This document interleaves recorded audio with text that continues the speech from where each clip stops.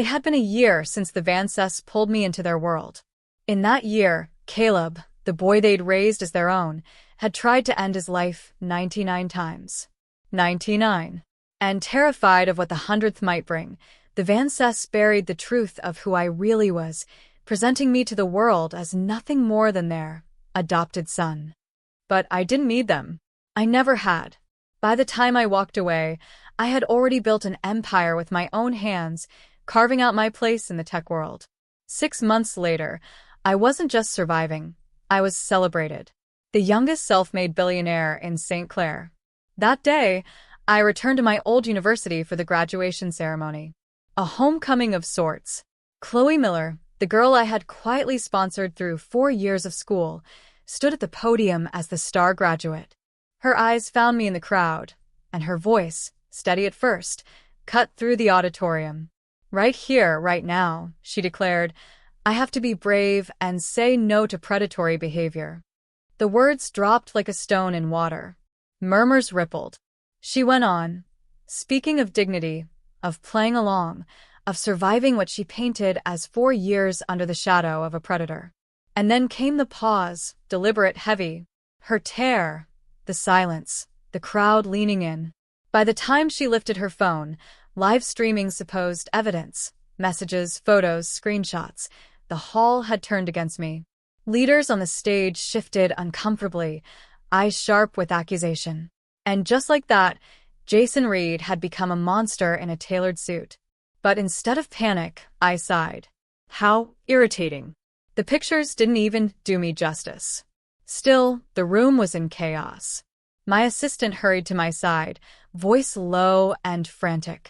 "Sir, this is trending. Should I shut it down?" I adjusted my suit, calm as ever. "No need," I told him. "This is perfect. Viral fuel for the IPO." And then, just as I turned to leave, Chloe's voice rang out like a whip. "Jason Reed, don't you dare walk away. You've tried for 4 years to own me. You'll never succeed." Every eye snapped back to me. She painted herself a heroine, chin high, daring me to deny it. But I did. Quietly. Simply. "Miss," I said, turning back. "You've made a mistake. My name isn't Jason Reed." Color drained from her face. "That's impossible," she stammered. "We spoke 3 days ago." The crowd gasped.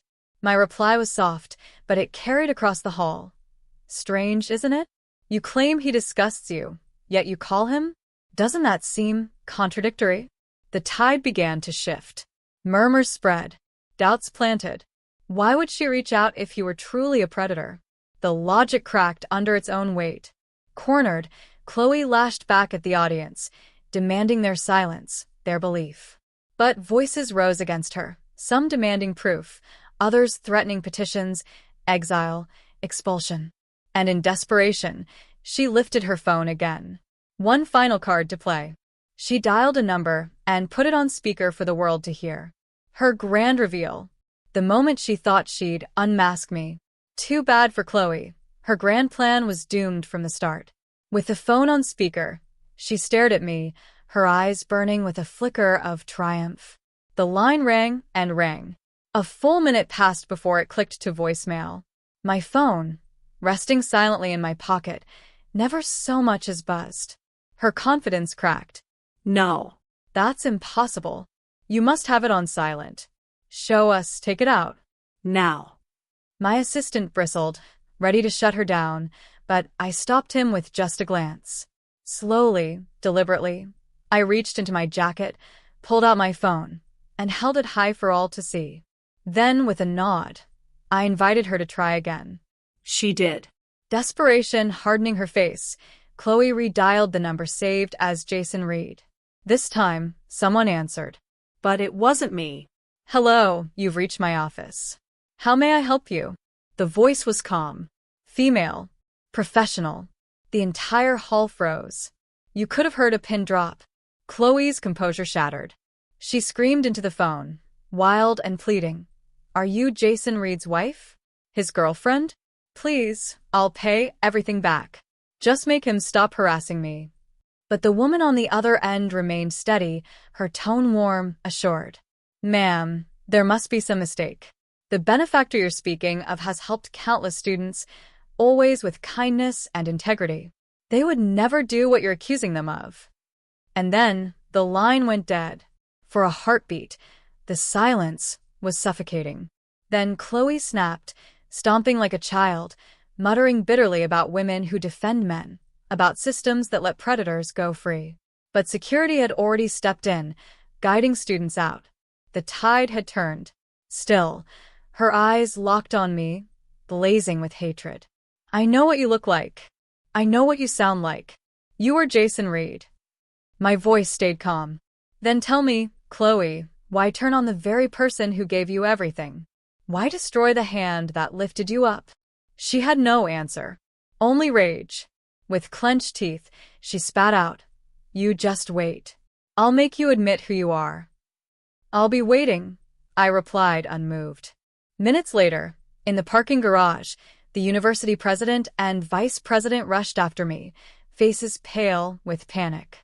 President Davis wiped sweat from his brow, stammering apologies.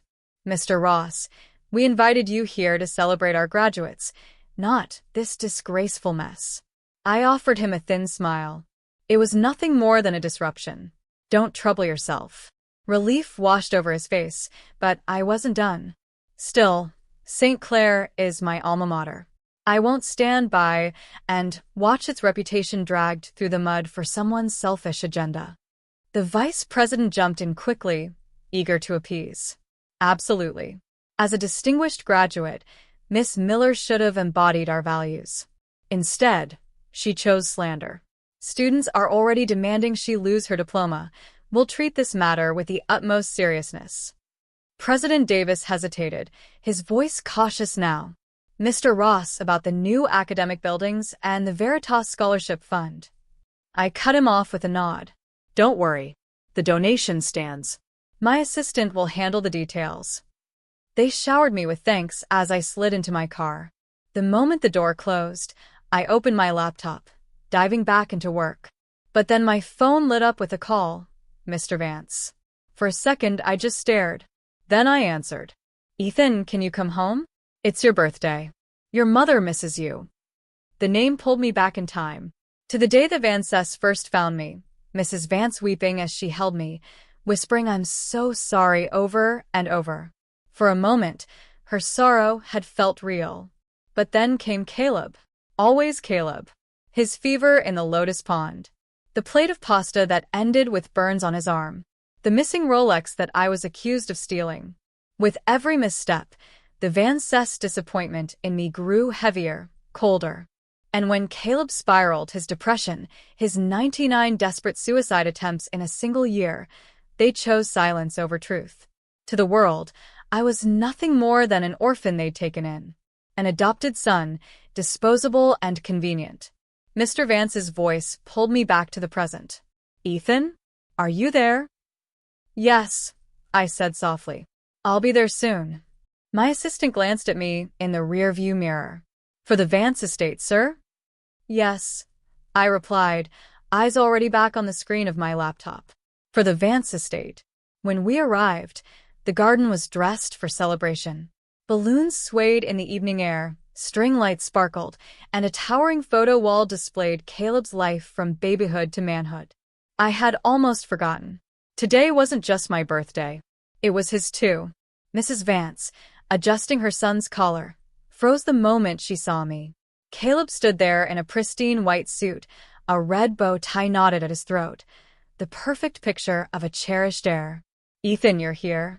Caleb's smile stretched wide as he hurried toward me, arms opening for a hug. But I stepped aside. I couldn't stand the act anymore. He stumbled, fell hard against the floor, and whimpered like a wounded child. "Bro, Ethan Ross, how could you push your own brother?" The shrill cry came from Mrs. Vance. I didn't even need to look. My eyes shifted between her trembling rage and Caleb's pitiful act on the ground.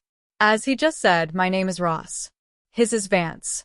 We don't even share a last name. How does that make us brothers?" Her hand rose as if to strike me, but Caleb's voice broke in, soft and desperate. "Mom, don't blame him. It wasn't his fault. I was just so happy to see him. I lost my balance. She gathered him into her arms, whispering, "Oh, my sweet boy.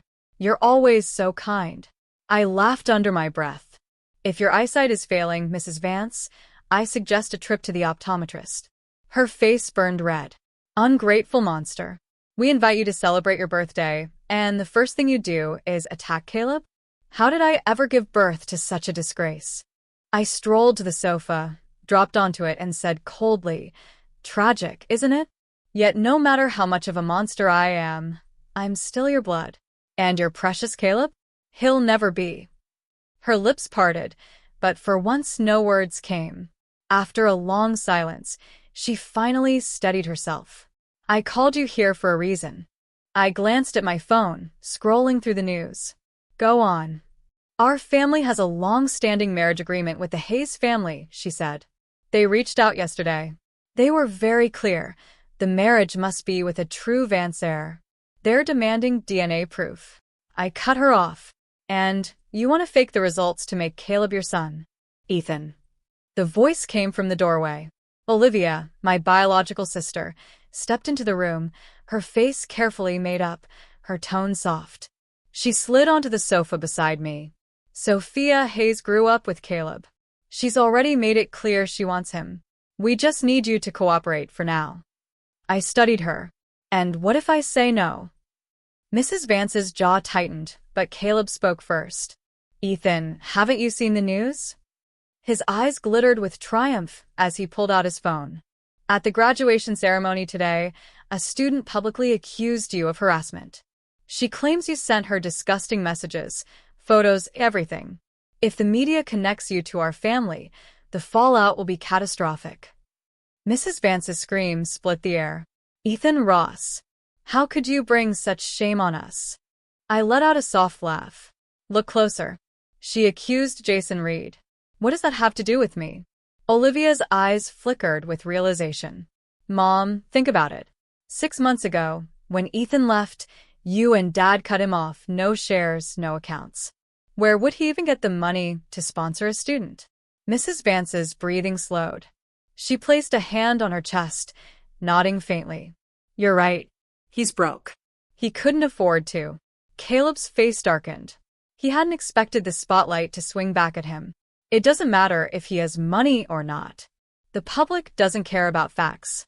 Once that accusation spreads, he's finished. Mrs. Vance straightened suddenly, as if struck by revelation. "Ethan, the family doctor will be here any minute. You'll give a blood sample. After that, your father and I will give you money and you'll leave. Forever." I leaned back, my face unreadable. "Money, huh? How much?" She hesitated. $1 million. I laughed coldly. 1 million? That's pocket change. 10 million. Not a penny less. "You're insane," Caleb burst out. I shrugged. "Fine. Don't pay. I'll just go straight to the Hayes family myself. They were very specific about wanting the true heir. I'm sure they'll welcome me with open arms. No son of mine will marry into another family and live off his wife." The voice boomed from the staircase. Mr. Vance, descending in measured steps. "Ethan, sorry to keep you waiting. I was tied up on a call." Mrs. Vance muttered, "Why are you even being polite to him?" But Mr. Vance silenced her with a glare before facing me. "I heard most of it. 10 million. Fine, I agree." I smirked. "That was the price a minute ago. Now it's 30. He sucked in a sharp breath. 30 million? That's nearly all our liquid capital. Then don't. I don't force anyone into a deal. Call me when you've decided." I rose to leave. "Wait." His voice cracked. "Fine. 30 million. Mrs. Vance's shriek echoed through the room. "Have you lost your mind? That's all of our operating cash." But Mr. Vance leaned close, his voice low, urgent. "You need to see the bigger picture. My sources confirm Hayes Corporation is in talks with Venture Dynamics. If we secure this marriage, we'll lead the Southwood Resort project. The profits will dwarf 30 million. Venture Dynamics. My company." Mrs. Vance's lips tightened, fury simmering beneath her skin. But she said nothing, slipping instead to Caleb's side, comforting him as though he were the one wounded. The deal was sealed at $30 million. Only after the money hit my account did I roll up my sleeve for the doctor. Caleb snatched the cotton ball from his hand, playing the doting brother, but as he leaned close, his whisper cut like poison. "Just wait. I'll ruin you. I'll put you behind bars." I sneered, shoved his hand away, and reached for the vial of blood. My voice carried across the room. "Your perfect son, your precious little brother here, just threatened me. Said he'd destroy me, drag my name through the mud. You know what? Keep your $30 million. I'll return it, and we'll never see each other again." Olivia's hand clamped around my arm. "Ethan, you must have misheard him." I sighed, shaking my head like it was some tragic joke. Misheard? At 25, and already going deaf. Must be bad genetics. And if there's one thing that matters in marriage, it's integrity. Maybe I should tell the Hayes family the truth. The next sound cut through the tension like a gunshot slap. Mr. Vance's hand had cracked across Caleb's face. Caleb's eyes filled with tears. "Dad, you've never hit me before." Mrs. Vance rushed to him, horrified. "How could you?" But Mr. Vance's face was stone. He will respect his elder brother. He deserved it. I stood, brushing the dust of their chaos off my shoulders. $30 million buys your way out of this drama. Don't call me again, even if the sky is falling. As I walked out, I glanced back once. They were all huddled around Caleb, fussing, comforting, coddling, as if I'd never existed. I smirked and stepped into the night. Minutes later, my assistant asked, "Where to?" "The Hayes Corporation," I said. In Sophia Hayes's office, she poured me coffee herself. I slid a card across her desk. $30 million. The same amount the Vances bled from your family last year. Her hands trembled as she took it. "With this, Hayes Corp survives." "Thank you, Ethan." I took a slow sip. "You're my fiancé. Helping you is my duty." A faint blush touched her cheeks before her eyes hardened again. "What about Caleb? And that girl Chloe, he used to frame you?" I smiled, but there was no warmth in it. Let them devour each other. Meanwhile, Caleb found Chloe waiting in his sports car. The moment she slid in, his hand struck her cheek. "You couldn't handle one simple thing. And you dare talk about getting me into your family's company?" Another slap. Her face swelled. Her voice broke. "I'm sorry, Mr. Vance. I only used Jason Reed's name to make the story believable. The real sponsor wasn't him."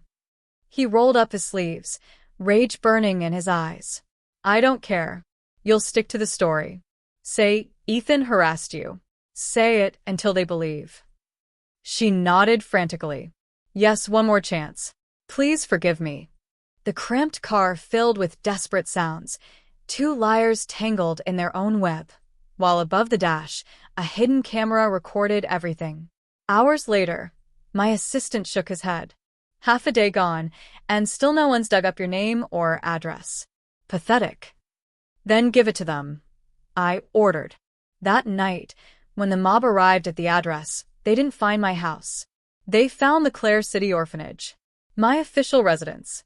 An orphan, a man who had nothing. How could he possibly afford to sponsor a student?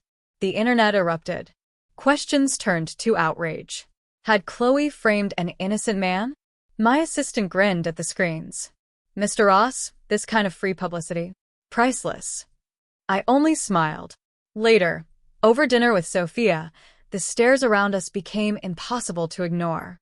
She checked her phone, and there was Chloe, live, sobbing on Instagram. "Please believe me. I only wanted to protect others. He's a predator." She held up my photo. "This man. Remember his face." But the comments turned fast. "Wait. Wasn't the sponsor's name Reed? Ms. Reed." Another chimed in. "Yeah, I was a scholarship student too. It wasn't Jason Reed. This girl's lying." And just like that, the tide shifted. The crowd that once raised torches now hurled stones at Chloe. She stared into her phone, betrayed by the very mob she had summoned. Chloe's desperate cries, "You're wrong, you're all wrong," echoed online, but before the sympathy could gather, Another live stream hijacked the spotlight. The host wore a mask, promising the truth the internet had been waiting for. And then the video rolled. A man. A woman. Pixelated faces, blurred skin. But one detail cut through the disguise. The earring. The exact one Chloe wore in her own live stream. Screenshots flooded the chat, exposing her in real time. Her shriek pierced the feed before she slammed it shut. Sophia slid her phone away with a knowing smile. Well, that worked. By the way, the Vance DNA results are official. Time for you to pay them a visit. Dinner box to go. I sent Sophia off and drove straight to the university. In the hollow silence of the empty auditorium, I waited. When Chloe finally walked in and saw me, her face drained of color. She froze. I leaned back in the chair, unbothered. A signal of my hand, and a woman in a crisp business suit stepped forward. Her voice rang out steady, professional. Mr. Ross. Gasps rippled through the students, lurking in the shadows. That's her, the voice from Chloe's call. The woman introduced herself. Ms. Young, Director of Public Relations at Venture Dynamics. Our company funds nearly half the scholarships at St. Clair. The program runs under the name Ms. Reed, our Vice President. And just like that, the truth crashed down on Chloe. Her legs buckled. She dropped to her knees before me. Mr. Ross, I was wrong. Please give me another chance. But I stayed cold, unmoved. 2 officers entered the auditorium. My assistant had already called them. Because the real predator, the one using his position to exploit students, was Caleb Vance. Ms. Young laid out the evidence. The police listened. Chloe collapsed, her voice trembling as if the ground had fallen out beneath her. No, it can't be. Caleb. The officers nodded to me in thanks and led her away, her sobs echoing in the cavernous hall. Outside, my phone rang. Sophia's voice was steady. The police have Caleb in custody. Oh, and my driver had to leave for an emergency. I'm not sure how to get back. A small smile tugged at my lips. She knew me too well. I'll come for you. And I'll say my final goodbye to the Vances. The mansion was colder this time, stripped of its false warmth. Mrs. Vance lunged at me, grief twisting her face. You. This is your fault. You destroyed my Caleb. I caught her wrist mid-swing. My voice cut like ice. Even now, you can't see the truth. Even now, you cling to your precious boy. Mr. Vance tried for calm. Ethan, the DNA confirms you are our son. With Caleb gone, the marriage alliance will proceed with you. I laughed, sharp and hollow. I've never seen parents favor an adopted child over their own flesh and blood.